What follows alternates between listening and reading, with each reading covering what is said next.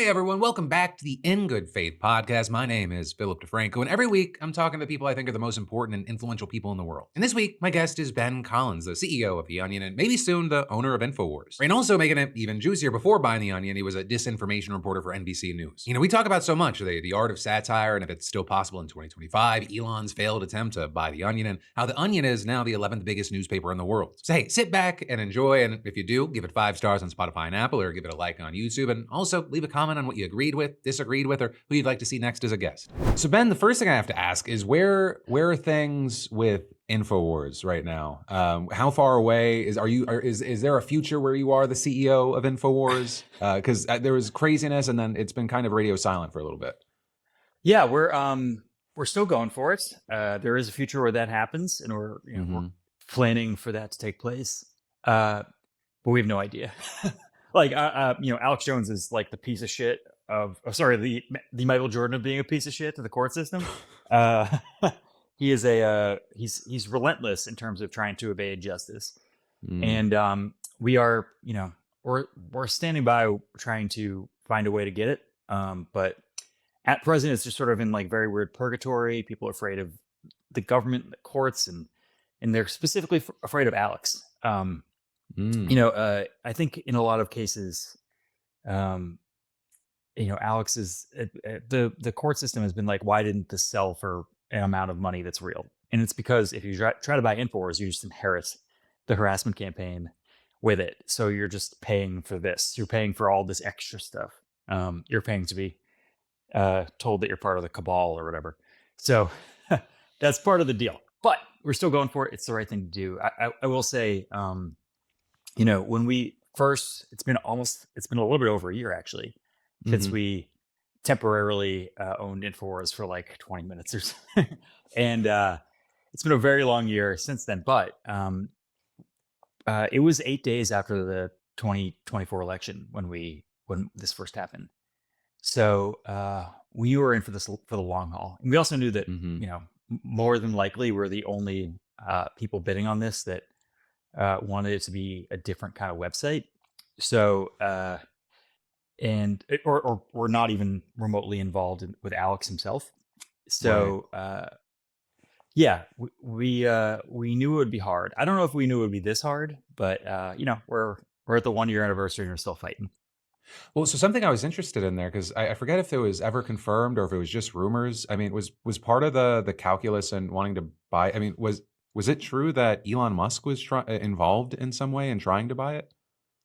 Unclear. He has tried to buy The Onion in the past, and that kind of failed. He just had to pick off staffers one by one to try to go get it. There's a series of dominoes. That's what I'm thinking of. Okay, because I was like, there's something with the connection there. That's so weird and funny. Why did he want The Onion? Because he wanted to be cool, man. Like he, all these guys just desperately. Was this before he bought Twitter to be cool? He wanted to buy The Onion to be cool? He wanted to buy The Onion. The staff was like, no, thank you. This was in, I think, 2016 or 2017. It was a long time ago. And then, then he started individually picking off staffers to launch something that under his eye, and just kind of basically forgot about them. Just left them in like a warehouse space in Southern California, and they wound up launching a thing called Thud, and then they all left. So that's what happened there. Also, Twitter tried to step in to stop. What a beautiful name for something that failed. I love that. It is. That's so great with a thud. Yeah, I think the people who worked on it, I think they didn't understand what they were getting into. It wasn't at that mode. It was nowhere near that mode of current Elon. So right. Oh, okay. I think once they got there, they're like, something's off here. Yeah, and that's what happened. Yeah. Have you ever had any run-ins with him, whether it be this life or your previous life? Because I mean, you were a disinformation right-wing writer for NBC and the Daily Beast. Which actually, before I even get to the Elon stuff, how do you decide to go into such an awful field? What's the mental process there?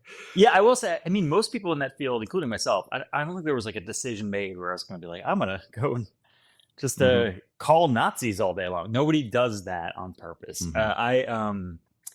It's been about 10 years. It has been 10 years, but 10 years ago, my friend's girlfriend. I went to college with this guy named Chris Hurst.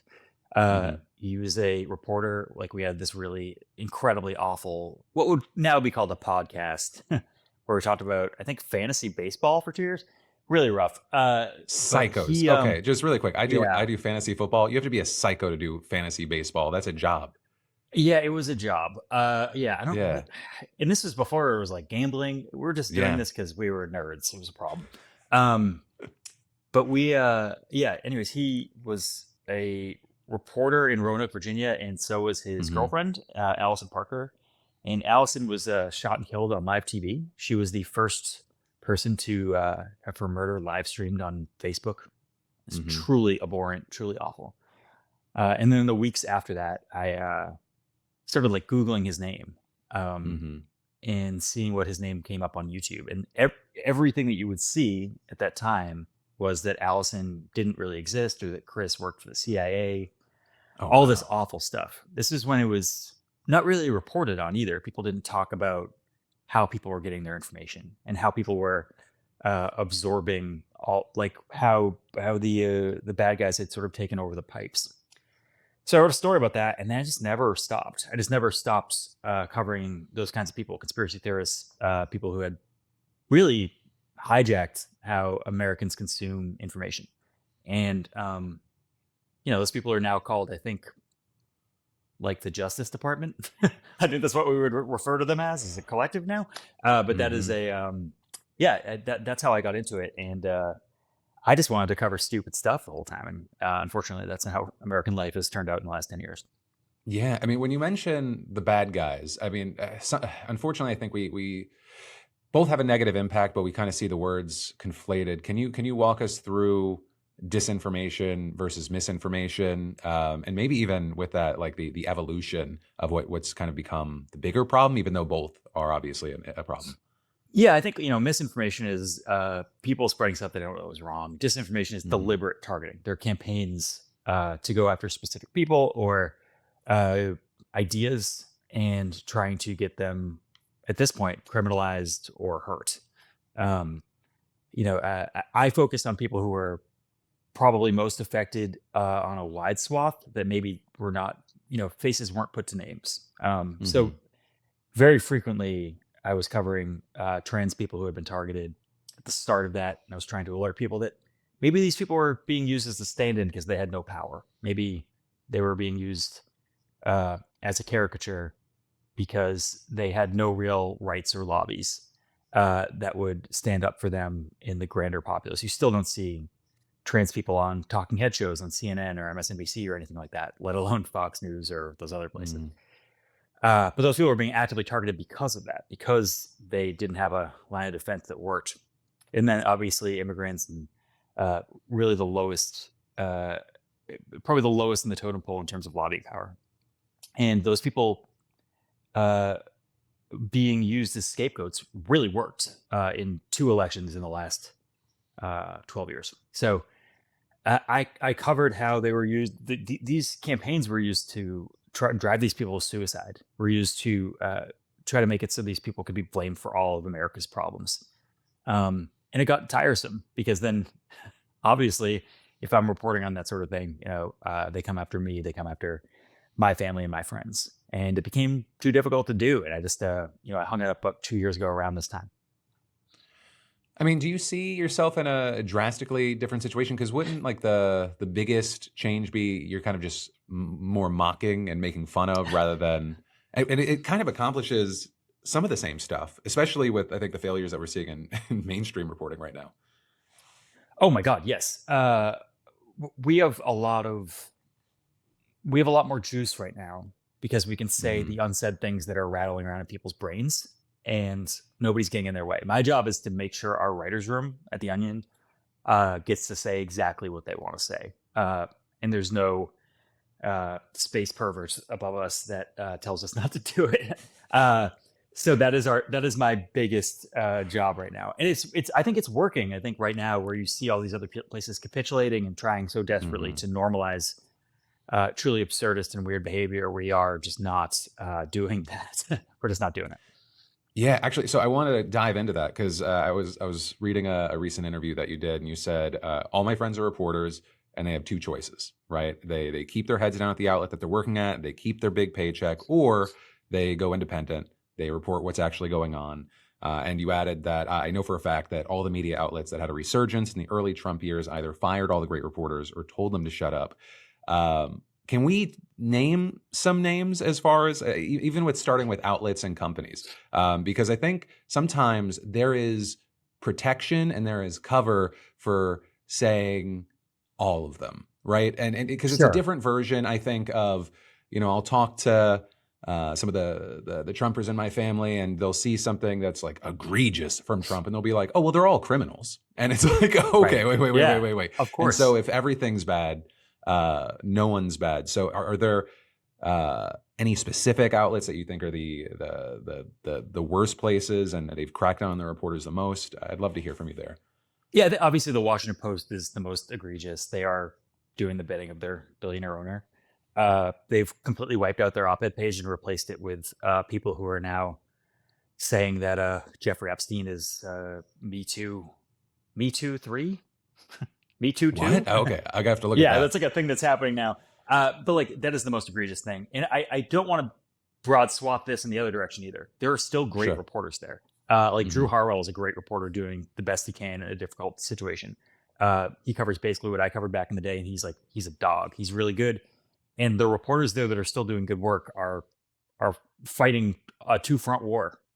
It is going to be very difficult. CBS wiped out everything. You saw Hmm. the guy who ran 60 Minutes for decades, duck out and get out of the way. That's when you know something's up. Marty Barron at the Washington Post knew something was up before anybody else because he was the guy who was at the Globe Spotlight team when they did the child sex abuse scandal in the Catholic Church. He's one of the best editors in the history of America, and he knew something was funny at the Post and left when he was the editor in chief there. Um, there are a lot of places that are acting like this, and some of them are acting like this overtly. The Post is very, they're playing a game. They're trying to, its owner is trying to win favor. Same thing for CBS. They are trying to get deals through that otherwise wouldn't, that would be monopoly style deals in the past. CBS is trying to, the owner of that company, the Ellisons, they are trying to buy TikTok and own it. They might bid for Warner Brothers Discovery. They have just merged Skydance. All of these things. They are Hmm. trying to win government approval. And you hear talking, with Donald Trump, where they say that they're on the right track now at CBS for just capitulating. That's what I'm talking about. It's not. That's the overt stuff. The covert stuff is, I don't want to blow up my friend's spot who, where they have kids, they have, they Sure. have a life, and they are trying to within keep the wheels on the track to the extent that they can. It is sort of like in the first Trump administration where they were doing that internally. There were real people who were trying to stop him from shooting protesters and doing January 6th and all that stuff. There are people in those roles in newsrooms right now um, that are less overt, but almost all of these mainstream places have to some extent capitulated because of larger corporate concerns. So do you think then the future ends up being more independent?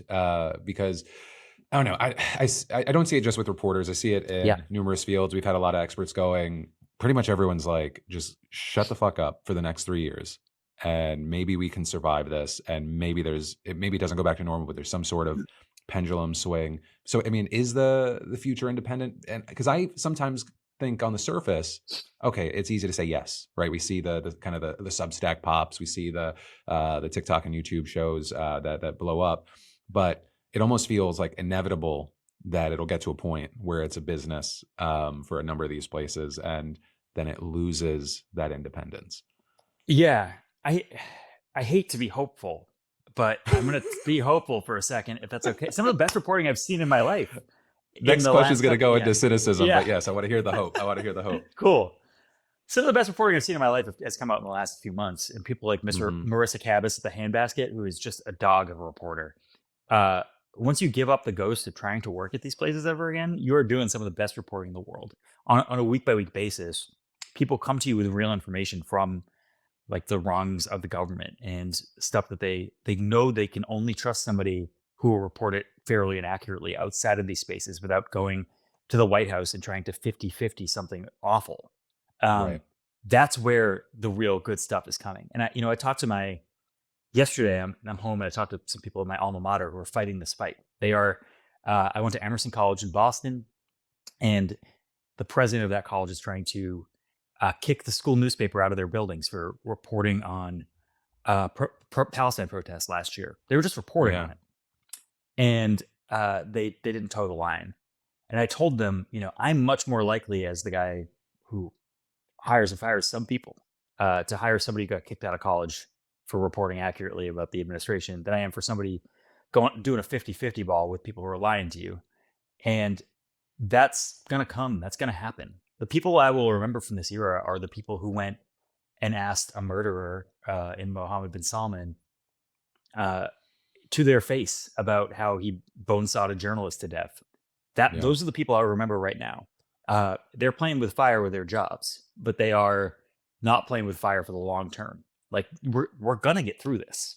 There is going to be another side of this. People do not like what is going on writ large. That's available in polling, but it's available when you go outside and talk to people. And the reporters who understand that fundamentally know that their job is to report what's going on and not the in between of what's going on, what your boss wants you to say. Those are the people who are going to stand the test of time in this era. I think people are going to be interested to hear you expand on when you say someone has a story, then they go to the White House, they do a 50-50 ball. Like, can you explain what that is? Yeah, I mean, at all these places, there are active conversations about keeping your seat on Air Force One, about not getting sued. So you have to, CNN gets sued all the time, New York Times gets sued all the time and Wall Street Journal now as well, by the White House for this. And it's expensive. These are frivolous lawsuits, right? And, they're suing them for tens of millions of dollars for ridiculous, obviously true statements of fact. Mm-hmm. But that doesn't matter. It's still lawyers' fees. Like, they'll get thrown out, but that's, hundreds of thousands of dollars in lawyers' fees that could go to reporting, that could go to all this other stuff. If you are a person with real information right now, say you are a government whistleblower of some stripe, say you just left ICE because you couldn't handle it anymore. Mm-hmm. Do you want to go to the Washington Post reporter, who is a good reporter, by the way, but that they'll go and they will smear your name because you're taking their information, because that's the rules. They'll take your information and they will drag you through the mud before the story even gets out because they're not playing by the rules. Mm-hmm. I'm going to go to Marissa at the Handbasket, who's going to report the shit out of this thing, and then call the White House the very last second. That's who I'm going to go to if I'm a regular human being whistleblower. I'm not going to go to the guy who gives the White House 2 weeks to comment and go through like the Palantir records on you and then come up with everything bad you did in middle school. So I am aware of the situation. I just, mm-hmm. the news hasn't adapted in time, and now it's at the point where it's sort of beyond adapting. Okay, so that's kind of interesting to me. So, because I always talk about myself as a news curator and commentator, never as a journalist. Yeah. And so there are a number of things that, as far as practices that are interesting to me. The note of contacting who the story is about, kind of last second, is that a normal practice? And if so, why? Oh, you have to. I mean, you should reach out for comment from the White House. I think there was a time at which you might be able to get information out of that, but now they are saying your mom. They reply to emails by saying your mom to you, so you're not getting information. You're giving them a week to go on offense, basically, and that's fine. They're giving you a week but like again, you're kind of asking the gun a time for comment. You're being like, hey, do you have any bullets in there? They're going to say to you, you're gonna find out. That's what you're doing. Right. I'm not saying this isn't like good practice. I'm saying that, again, if I'm Chelsea Manning, a reality winner or whatever right now, mm-hmm. I'm going to 404. But that's where I'm going, which is a great outlet of ex-reporters who got laid off in the first wave of like AI layoffs at these medium-sized places. That's where I'm going. Yeah. And I don't know. These places have had a failure to adapt to the new reality that we live in. Is that kind of the next big threat you think for, or not maybe next, maybe it's the current threat for journalists is AI? Is that why we're seeing, why we're seeing more comfortable, or companies more comfortable in laying off the amount of people, or no, it's not really there yet? Uh, my take on AI is that it's done a really useful executive function in laying off people who they want to lay off without a replacement. In my world, like it AI cannot call somebody and get information out of people. It can't build a source. It can't do all that really difficult stuff. It also in at the Onion, it cannot write a joke. It's just straight up Mm, bad at it. And that's because AI at present is the synthesis of all known knowledge, right? It's the synthesis of all, even at that's I would say, an optimistic take. And that allows you to take that stuff and analyze it, take the information that we know and analyze it in a way that is, hopefully useful. Good satire, good comedy is just sort of the unsaid thing. It's the feeling in the back of your head. Um, and it's very human. hmm. And for us, we don't use it at all. Like I have not seen anything from AI that was funny on purpose. I've seen people manipulate AI to, there's a great guy on Instagram. His name's like Sergio or something, but he's a casting director, Hmm. and he tries to get, he does casting calls, but with AI, right? Or AI, yeah, AI yeah, yeah. actors. That's funny Hmm. because their faces morph and they simply cannot act. They don't know what being mad is. They just Hmm. overact all the time. It's very funny, but it's not good. So in both the Onion's world and in the reporting world, it's been used as a cudgel to lay off lots of people. It's been used as a good excuse to be like, look, sorry, the revolution's coming. We're getting out ahead of this. And what they've replaced it with is nothing good. I mean, I have not heard the great AI song or seen the great AI movie. I've seen them add extra fingers in the background to an Apple TV show, but I have not seen the supposedly incredibly positive developments artistically that I've been sworn to with trillions of dollars in boiled ocean. Uh, that is coming. Yeah, yeah. I don't know. I constantly look at it. I think it's the situation we're in feels bad no matter what. It's either mass Yeah, firings or it's not what they say it is, and it's just a commercial product. And yeah, the market takes just such a massive impact. We see devastating damage, but we'll see.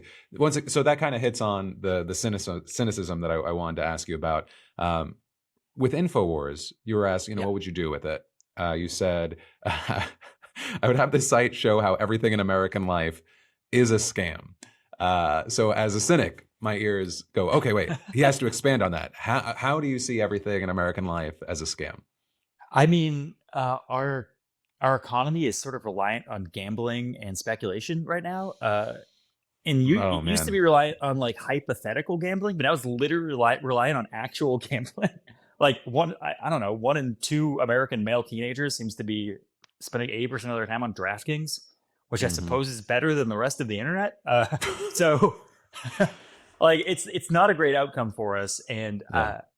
I see it everywhere. And even if you're not gambling or part of that speculation, you're being preyed upon by some sort of MLM that tells you they have some sort of miracle elixir that is going to fix every ailment in your body that probably requires some yoga. Um, so like we are there's a vast open expanse here for us to at the Onion to comment on this. And in the last 30 years that the Onion has been around, 37 years, we've always sort of like taken up that mantle. Like Hmm. we created the Onion News Network when it was peak CNN, when it was like the the child was in the sky. What was that? Remember that? Remember when there was the child who was like in the floating balloon, but then he wasn't. Are Remember you talking that about day? The Balloon cable Kid? news? Yeah, the balloon kid. Yeah, Yeah, yeah, that yeah, was yeah. Oh yeah, around yeah, when we yeah. created. Yeah, so it was I was around like, when we I created the remember Onion News Network. covering it. I remember seeing the documentary in the last year. Like I was all bought in. But yeah, Yeah, was an his name incredible Falcon? metaphor. Oh, it's gonna Yeah, bother me. Anyway. the whole thing was an incredible metaphor for what we're in for at that point. But around that time, we created ONN, and then we created Clickhole to counter Hmm. the BuzzFeed upworthification of everything. And now the way that we consume media is random people trying to sell you boner pills because it'll fix all your problems. And we have to have some sort of reaction to that as a company, and that's why we were going after InfoWars. Obviously, we would have wished that we would have it by now, but we'll see what happens in the next few months. God, that was it. The Upworthy PDF that ruined headlines for 2 to 3 years. Yep. I was like, you won't. Oh my God. I'll get you right back to the In Good Faith pod in a minute, but first let me say, have you ever gotten a random spam call and think, how the hell did they get my number? Well, it turns out it might be from leaks like this one. A billing platform recently exposed nearly 180,000 personal records, including names, emails, and tax IDs. So yeah, if someone's secure system, it basically left your data sitting out like an open Google Doc. And tons of businesses, they use tools like that every day, and you'd never know your information is just floating around until it's too late. And that's why I use today's sponsor, NordVPN, to keep my digital footprint locked down. Threat protection blocks malware, shady links, and trackers before they even load, while encryption, it keeps your connection private, even when the sites you use mess up. And I use it everywhere from hotel Wi-Fi, airports, or random coffee shops that definitely shouldn't have free Wi-Fi. And also, it's fast, like stream your favorite show from another country without buffering fast. You can even change your virtual location to access content or grab better travel deals. So don't wait for your data to end up in some unsecured spreadsheet. Protect yourself now. Just scan that QR code or go to nordvpn.com/ingoodfaith for a huge discount on a 2-year plan, plus 4 extra months free. That's nordvpn.com/ingoodfaith. It's risk-free with Nord's 30-day money-back guarantee because privacy shouldn't be optional. But Ben, I want to go back to, I haven't really had a sounding board for this. So I am someone that in the past I had Prize Pick sponsorships, DraftKings sponsorships, to the chagrin of my sales team and my manager. I started, like, once I actually researched and saw like how fucking devastating it is for people, I was like, oh, okay. I was comfortable with this because it wasn't technically gambling, and it was just fantasy football, and that's a thing that I normally do, and I still engage with it on a personal level. But I was like, I can't promote this once I start seeing how devastating it is. But I think also it's another version of the bad. I'm freaked out by what's been so normalized in the past just 6 months. Even Google's like, oh, I guess going to get involved with Polymarket and Kalshi. That seems so dangerous, not just for manipulation, but I don't know. I once again, maybe it's the cynical part of my brain. When I started seeing Mamdani in New York as a 92, 93% favorite, and you could vote no, it felt like it opens up this horrifying door. And it's not like people need more reasons these days. It feels like it opens up this horrifying door where someone goes, okay, well, I'm going to bet that he doesn't. And then it incentivizes some sort of other reason for an assassination attempt. It feels like, and I like, when I'm thinking that, I'm like, I'm not seeing stories around that. Am I crazy for thinking that? I don't know if you have any thoughts there. Yeah, I mean, weirdly enough, I started covering this thing called Predict It, which was the progenitor to this. This used to be very, very regulated. So you used to have some sort of tie to a university to run a prediction market in the United States. So I think the cap on betting on an election was $3,000, right? And it was just a way to see if the way betting markets behaved would be better than polling. That's the way it existed. So I remember going to a predicted event on Wall Street before the 2016 elections. This was 10 years ago. And I remember talking to a guy, and he had thrown all $3,000 you could in every market against Hillary Clinton. And this was after the debates. This was after a debate where Donald Trump ostensibly did very poorly. I thought he did very poorly, but I guess not. And I asked him why he did it. And he said, it's a hedge against the rest of my life. And I said, fascinating thinking. But I kind of get you. He's like, well, if I lose, I win like $12,000. If I lose the country, I get $12,000. And it was a really interesting thought. But then that obviously devolved. Like once the Kalshis of the world and the Polymarkets of the world came up, there's so many incentives to do really gnarly stuff, especially at lower levels, right? Like every single race you can bet on along the way. You could nerf a candidacy and just say of a small time person just to win $100, $200 or something with just, a random rumor you put on Facebook or something. There's just a lot of incentive that are even smaller than assassinations to kill dissent and get money for it. Like it's a very obvious and terrible idea. Obviously it should be regulated. I haven't heard of the big NBA style gambling ring takedown of politicians, but it's certainly happening. There's a lot of incentive to do this, and the people who do it first and foremost, and then we find out about it 2 years later, probably doing it right now. Yeah, I mean, to that extent, I don't know how involved it would be. I mean, these days, commentators and politicians seem more married than ever, but it does feel like it's prime for manipulation for people that have any sort of reach to be able to, have an incentive, another incentive. There's already so many, whether it be access to the administration that we've seen this go around, and the kicking out of the mainstream. But yeah, I don't know. I feel like that's people talk about it, but I feel like it is going to ruin maybe close to as many lives as AI. Yes, I agree. And I think that I think that the stories to come, when that wave of AI suicides came through, it's obviously that's the next wave of terrible stuff, because it just came shortly thereafter. In Gambling addiction is a chemical disease. Like we've known this for decades. I grew up in a house, right? To be real, this is some lore. My grandmother bet on the Red Sox. She had a bookie come to the house. I grew up with my grandparents and my parents. She had a bookie come to the house, and she just like threw away money on the Red Sox. The Red Sox have never won a World Series in her lifetime. She died in the lifetime in which you cannot win a World Series. So she would just, throw money away at a bookie. And there was this is a chemical problem she had, right? Obviously. And I love her dearly. And that's just what happened. So like we're in for it in a lot of ways. I hate to end on a positive note here, but like I know, I love it. Give it. I'm like, give it anything positive to me. A gaping maw for good coverage here, that if you're a young journalist, or if you are a person who sees what's going on here, you're about to be a very prestigious and well-received journalist when this wave of capitulation ends, which seems like it's going to be soon. So just get in there, make your YouTube video, get in there and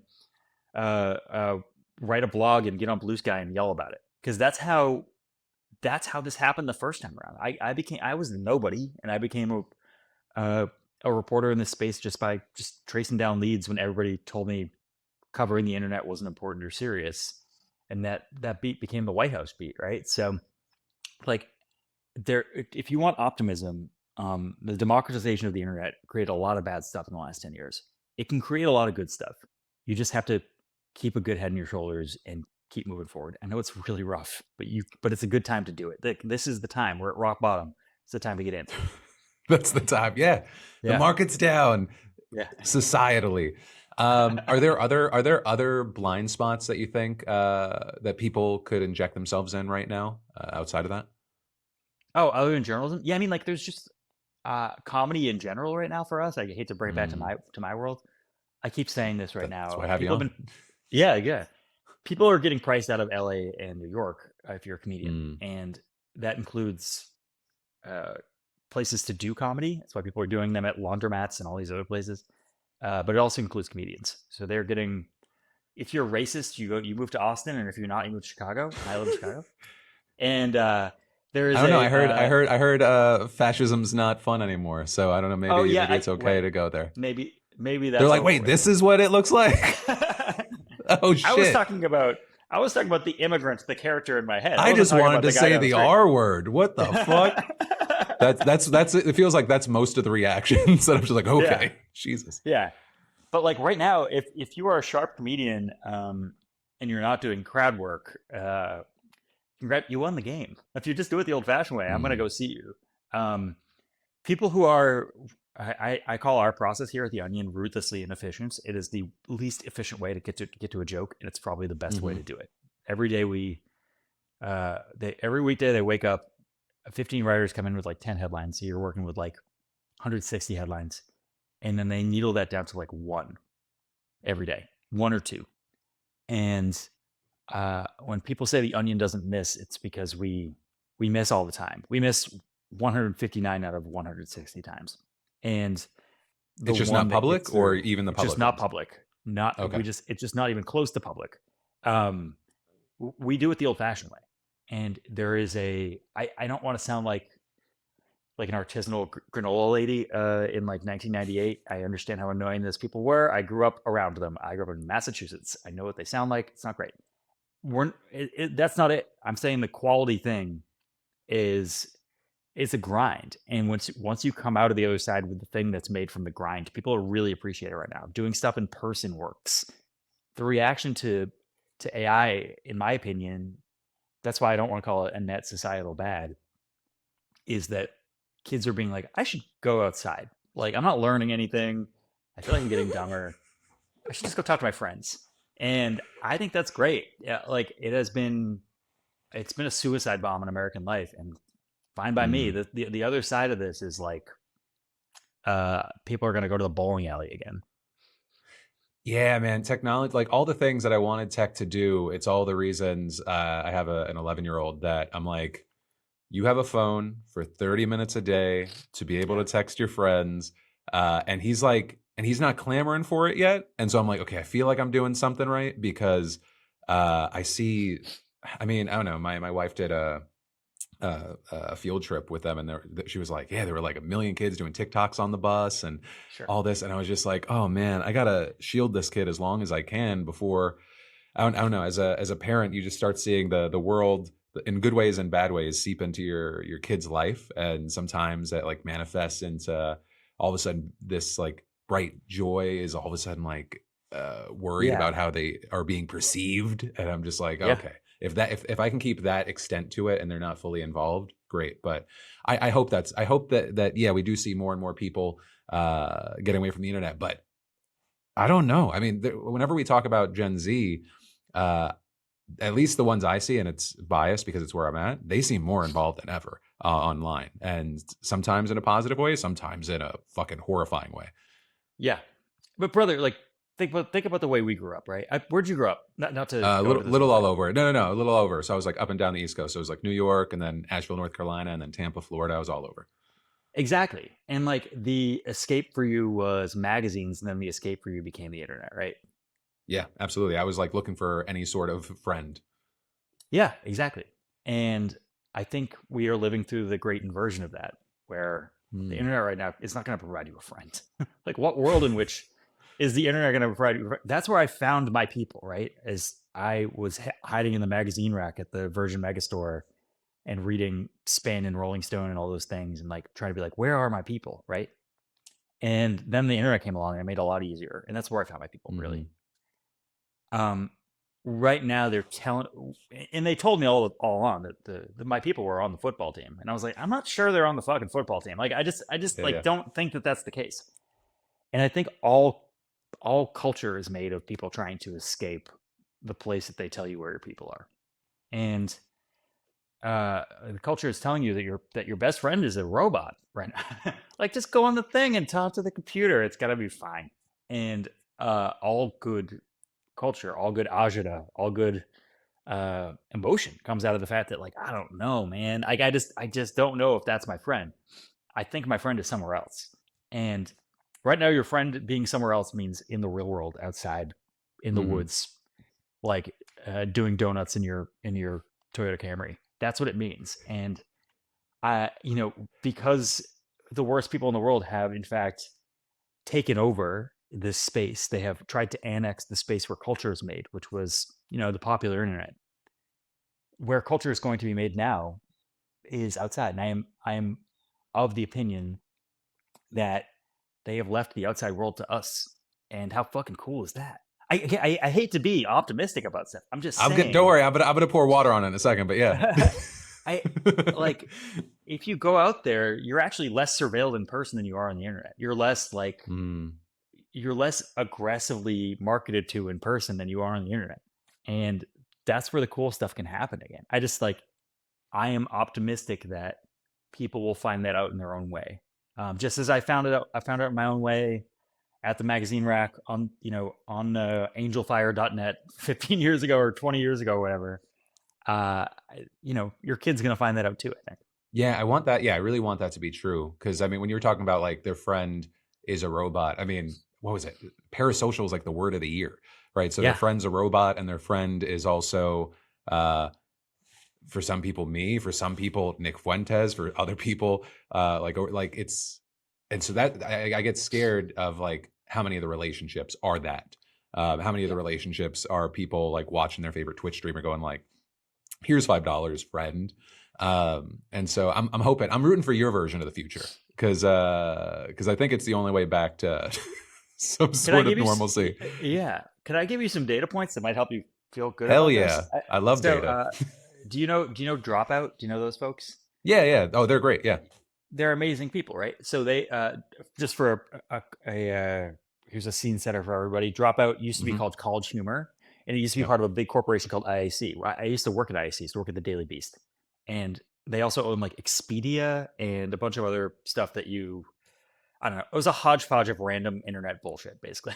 Sure. And a couple of days before the pandemic, they were just like, "I'm done with this," and IAC gave the company to one of its employees, Sam Reich, and they had to start with basically nothing. And they were like, well, if we're going to do this, we're going to do this in our own way. If we're going to go out, we're going to go out in a ball of fire. So they made a streaming service and they just leaned into the things they like to do. And that was like, they had a bunch of game shows and they loved to play D&D and all these things. And their whole streaming network now has like millions of viewers from just that. They filled Madison Square Garden 2 nights in a row playing D&D. And that's communal experience. That's the positive side of parasocial relationships. These people are good people, and people and those good people with those parasocial relationships have been saying, go join an improv group, go get together with your D&D people. It's not just us, right? And same thing for us. Like we've been trying to we've saved the Onion through the analog, right? We when I took over the Onion 2 years ago, we were a business that was 70-80% like boner pills. It was like those auto-generated ads underneath. Yeah. Okay. Yeah. So like the business strategy was to make slideshows so people press refresh in the next page button, which is not great for the Onion. It doesn't make any sense. We're headlines. We're headlines and then the silliest 600-word story you can read, right? So when we took over, we just shut it off. We didn't have revenue for a month. My favorite ad in that space underneath it, it's just to give you an example of the quality of the ad. It just said, meet Larry Bird's repulsive wife. Oh my God. Like, that's how we're making money, is getting people to click on that, and that page going through sold you like sciatica drugs or something. And I was like, I just feel gross accepting money from this. So within 3.5 months, we turned those off. And we're like, if you like the Onion, you should get a newspaper in the mail. So we brought back the newspaper, which had been dead for 11 years. And now we are the 11th biggest newspaper in the United States in a year. Crazy. We brought back 55,000 people all throughout the world get the Onion now, shipped to their mailbox. And that's how we make our money. Like people like getting it in their hands. Even if they don't like getting it in their hands, they like the idea of what we're doing. And they get, or they get access to, like, we made a movie about Jeffrey Epstein called Jeffrey Epstein Bad Pedophile. We put it in theaters throughout the country, and people went to that.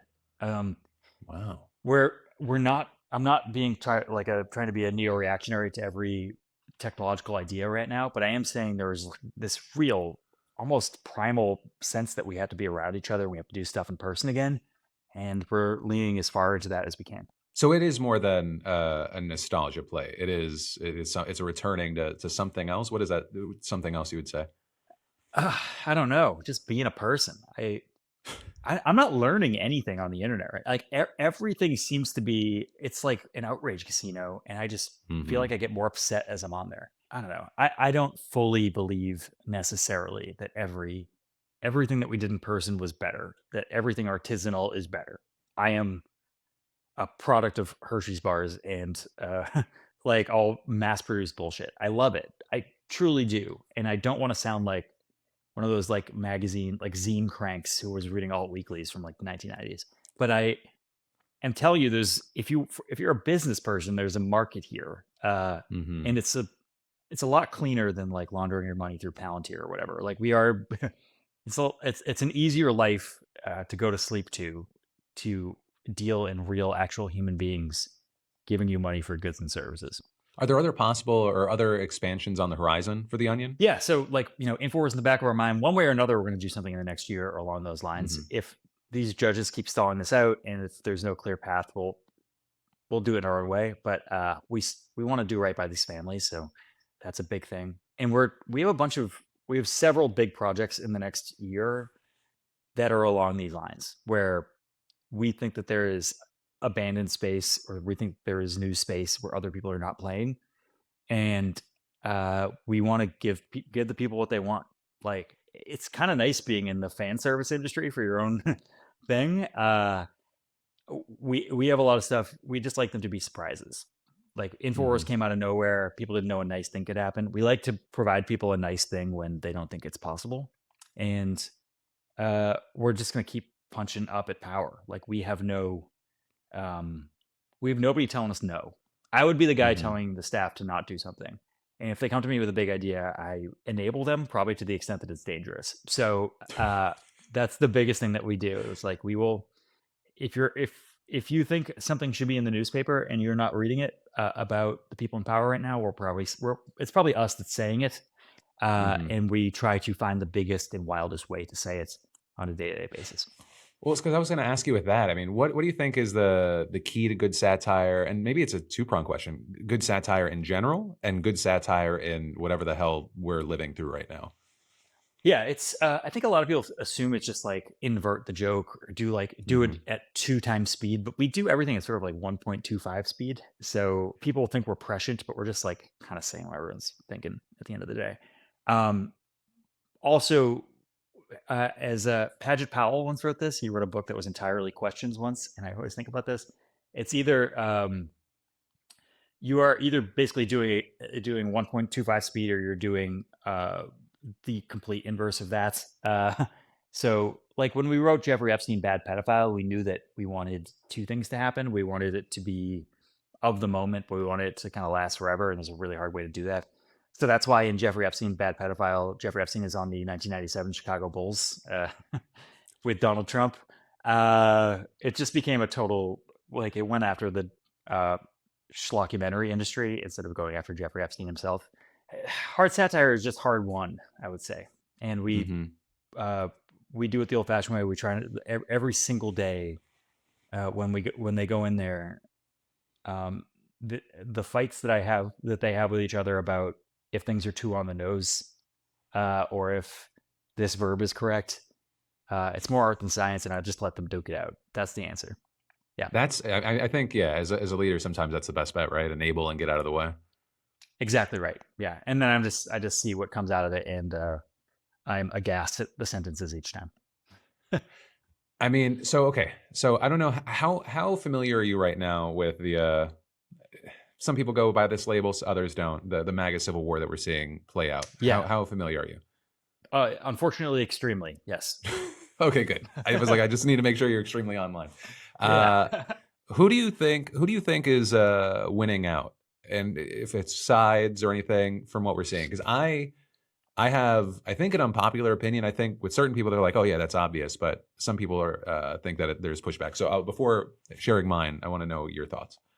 I'm kind of interested in yours. I think there's several things going on right now. One, Hmm. you're starting to see some people realize that this president is in fact a lame duck, and that there's going to be Hmm.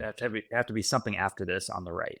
And the earliest people to do that are usually the crankiest people, right? So that's how you see Marjorie Taylor Greene going. Like, that's why I'm very uneasy when Democrats are complimenting her about stuff, is because she's not attacking him from the left.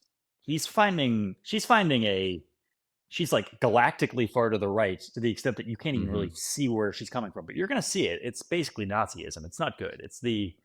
Um it's criticizing Israel from old-fashioned anti-Semitic tropes that people like. There's criticizing Israel, and that is probably right. And then there's criticizing Israel from like the protocols of the elders of Zion stuff, and that's really where she's coming Hmm. from here.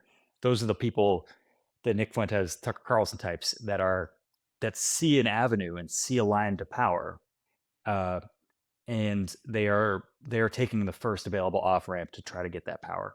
Uh, and that first available off ramp is almost always bigotry and hate. they are masking it pretty well right now. It's not going to be pretty if those people win out. And I think that honestly, they understand how the internet works. They understand the information environment better than most people. I'm very afraid that they're going to win. And I think they're in the driver's seat, to be honest with you. Agreed. Absolutely. So yeah, I've had this conversation and a lot of people have disagreed with me. I think it's just not publicly or maybe understood in the mainstream. But if it's not a Nick Fuentes, Marjorie Taylor Greene, I think, has alienated people to a point where there's still enough people that are learning about this new version of Nick Fuentes that like the clip machine behind him whitewashes a lot of the really gnarly stuff, and it's like, I care about Americans, and I disagree with Israel killing people in Gaza, and everyone's like, yeah, that makes sense. Of course, and, yes. And then you see a random clip, and they're like, well, when was that? Right. So I've been having a lot of really interesting conversations, not just people online, but people in real life, of like, hey, are you familiar? And then just hearing them out. But I think that's there, and if it's not yet a Fuentes, then I think it has to be a Carlson, who I kind of saw his interview with Fuentes as him bending the knee, but I think could also be seen as him trying to have a non-Trump coalition, where it's like, I mean, we kind of saw that with Trump. A lot of people going like, I don't like what that is, but I'm not going to vote for the other, right? So it feels like a possibly more extreme version of what we've already seen with Trump. Absolutely right. I think he is trying to define that Overton window. Tucker is. Mm-hmm. Tucker is RFK will, if he hasn't already. And I think JD Vance is going to be like the Gavin Newsom type figure that tries to like bring it all together. I think he falls though, right? JD Vance, it feels like he doesn't actually stand for anything except like, I'll fight you based off of whoever is giving me money. That's exactly right. I don't think he doesn't have the juice. I don't think, and I don't think he knows that he doesn't have the juice. But I think he's going to try to be that's how far the Overton window has shifted, though, right? Is that that guy is going to appear kind of moderate walking into this thing. Famed moderate JD Vance in 2025. And it's like if I had to put money on it, I think it would probably be somebody like RFK going in there and trying to split the difference. But the honest to God answer is that tent is going to include Nick Fuentes. He's not going to be the guy. Yeah, it can't not. It can't not. It can't not. I firmly believe that those estimates that a third of the young men in the party are driven by the Andrew Tate, much more than that, probably driven by the Andrew Tate, Nick Fuentes reactionary, effectively neo-Nazi set of beliefs, and they're not going to be able to avoid them. They're going to be too loud, and I'm hoping that's going to be off-putting to a lot of people, but I'm not sure. Like these again, when you own the pipes, which they do, and they're friends, the Tuckers of the world, the Fuentes of the world, they're friends of the people who do nothing but manipulate the internet and play by no rules. Those people have been able to establish a lot of things that aren't true as true over the last few years. They've been able to install JD Vance as vice president and RFK as the HHS secretary. They have incredible power, and I just don't write them off. That's all I got to say. No. Yeah, good. No, I agree. I was like, I mean, honestly, I could talk about that for an hour. So as far as who has the juice, bring it to the other side. Does anyone on the left right now have the juice? I'm a that also can legally win a presidential election. Right. My girlfriend, I'm a cape for my girlfriend. My girlfriend cannot run or win a presidential election because she's not old enough, but which is a horrifying sentence. But she, her name's Kat Abou-Ghazaleh. Everyone should vote for her. She's wonderful and great. But there's a lot of juice in the left. Unfortunately, like they're just like not eligible to be president. Zoran's incredible. He's one of the best campaigners I've ever seen in my life in any capacity. I met him and we talked onion headlines for 10 minutes straight. It was great. Oh, wow. We recited them from memory. Good human being. But there's a lot of juice. I don't know how it's going to shake out though. I know a lot of trans people who just straight up will not vote for Gavin Newsom and just will not happen. And there are other parts of the party that I think they don't know if they're ready yet, and they probably are, but they have the millennial brain disease of themselves telling themselves that it can't possibly be me that's in charge now. And I have that too, but sometimes you got to walk into the fire. So I think there's a couple people along those lines that will maybe talk themselves into it. Yeah, I go back and forth, right? So like if you look at the god-awful markets or you just kind of talk to people, it feels like Newsom has juice now. Can you hold that till a next presidential election? What is the weird? The only reason I've been of a mindset of maybe he can hold it and maybe he could split the difference of people that are vehemently against him is there because of Trump, and it's kind of that you always see that swing in the other direction because of Trump. It's like it feels like people have very much welcomed like, can we just have a fucking bully? Can we just? I'm just tired of getting hit in the back of the head. Can we have a bully? I will, and the question becomes what percentage of the electorate and what percentage of the base will go, and I'll turn a blind eye to other issues because there is a greater good or a greater thing to go after. I don't know. I mean, I've talked to a few people. I found, and we haven't had certain people on because I'm trying to spread it out, but it's like I had Wes Moore on. I was very disappointed that I actually believe him when he says that he wouldn't run, because I'm like, you're a very impressive man. He's absolutely running for president, brother. Yeah. He tricked me then. He's a very good liar then. Maybe that's also good for a politician. But I was like, I haven't believed like when Pritzker dodged the question. I'm like, oh, okay, you're fucking no one. You're tricking no one. But with Wes Moore, I was like, if you run, I'm gonna have a day where I'll be like, that liar, that liar. Yeah, I'm okay with people lying about that. I will say, like, what I do. I know there's no question there. I just want to jump in because yeah. No, do it. I think people in the months after Trump got elected misunderstood the concept of strength, and they were like, "We're not strong. What does it mean to be strong?" And they came to the idea that strength means I have to be able to bully some people. I had to be able to bully some people to the left and to the right, right? I had to be able to bully the Nazis on the right, but I also have to be able to bully trans people because they're weird. And that's not what strength is. Strength is believing in something and actually believing it, right? Going out there and saying what you actually think and not capitulating based on what the other bullies are saying, right? And I think that's how most people will come to their conclusion in 2028 is that person who they say they are, and are they really willing to stand up for people? I've been saying this. I'm not a Democrat because like the colors are cool and like I want my side to win. Yeah. I'm a Democrat. It's the closest thing to human rights that I can get. Like, and knowing that my civil liberties will be protected on this side because there's an active protective effort to do that. And the closest person to talk like that and really mean it and really say it is who I'm going to vote for. And when you start throwing people off the ship, when you start throwing people off the bus because you're worried they might affect your coalition, what it looks like and sounds like to other people, and when you start trying to seek out people who look like, they spent the whole day duck hunting or whatever, fam, no, not for me. I just want you to try to protect the least among us because we're all going to be the least among us at some point. If we live to be 90, God bless us, but we're going to need help. And I am aware that that's everyone's reality. My girlfriend Kat always says that if you're not disabled now, you will be. Like, if you make it your whole life without being disabled in some capacity, you didn't live a long enough life, probably. And I want everybody to know that not to go back to the BuzzFeed and Upworthy thing, but there is one great headline from that era in the Huffington Post, and it said, it was an op-ed, and it said, "I don't know how to convince you to care about other people."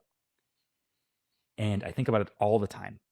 And the politician that can convince people to care about other people is who I'm going to vote for. Like, I'm all right, and I'm going to make it. But there's a whole world out there that is being targeted, and I want them to care about them. I mean, the truth is the politician that's most capable of doing that right now and not on purpose is Donald Trump. People, I mean, we've gone back to this and I won't cheer it, but people have to experience pain. The only way that I've made changes in my life, and it's anecdotal, is experiencing pain and fear at a level where I was like, this is something that is untenable for the long term, right? And so I think, Donald Trump especially depending on how the next 2.5 years go, is largely setting that up. I think that there are limits to that, because we saw that "I'm not Donald Trump" is not a good enough message to win in 2024. But yeah, I will have hope, but it's like, how do we educate people to go, okay, masculinity, strength is not cruelty, and the stuff that you're like, it's not nice to see, but it's that there is strength and masculinity to look to a trans person and go, my initial reaction should be to protect them, not protect from, because they're other. And that's, I mean, the easiest way is for a person to meet a trans person in real life and not just base it off of some weird fucking random, often out of touch or out of context clip from like libs of TikTok or something. But that's how a lot of people are getting it. Yeah, I'm just going to quote another thing from the internet, I believe from Brandy Jensen. She said, I find myself having to side with people I find annoying over people I know are dangerous. And that's our coalition, unfortunately. That's beautiful. Oh my God. I've never connected to a quote so much. Yeah, and that's how I feel right now. And people are being confronted with that reality. I live in Chicago, and Chicago is under attack, and there's no other way to put it. I walk around with a whistle all the time, and all of my friends do. And I've never seen solidarity amongst a city like this in my life. And it's because even if you were a Republican at the start of this, we talk to Republicans. When I'm out with Kat, we talk to Republicans all the time who are confronted with, I didn't know they literally meant the tamale lady. Like who are just seeing it now. It's clicking. And that's going to happen everywhere. People are losing people they know into the darkness. They are seeing people getting kidnapped and disappeared, and you don't hear from them again. And that is a level of that's the end of all this stuff. And we're gonna live through a couple more years of it. It's why he is deeply unpopular. You would not know this from the news. I know I complained about it a lot at the start of this podcast, but this guy is not popular, and it's because it's affecting people who got laid off from their government job, or their family member did. The person that they know from down the street got kidnapped in front of their eyes. Their Halloween parade in Chicago got tear gassed. This is not hypothetical anymore. This is what fascism looks like and feels like. And I think at the end of the day, if there are real elections in 2028, whoever is on the opposite side of that will win. There are going to be people on the right who distance themselves from some of that stuff, but they were there all along, and they were rooting for it to start. And we're living through the hard part now, man, and it's really, really difficult. But I'm seeing people come around.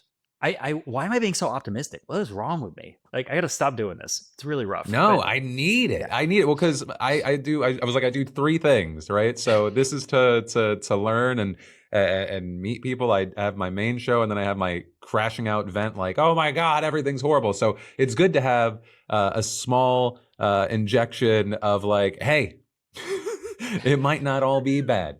Like we're treading water and trying to gain some steam to get somewhere, and not just to go off the edge of a waterfall a little later.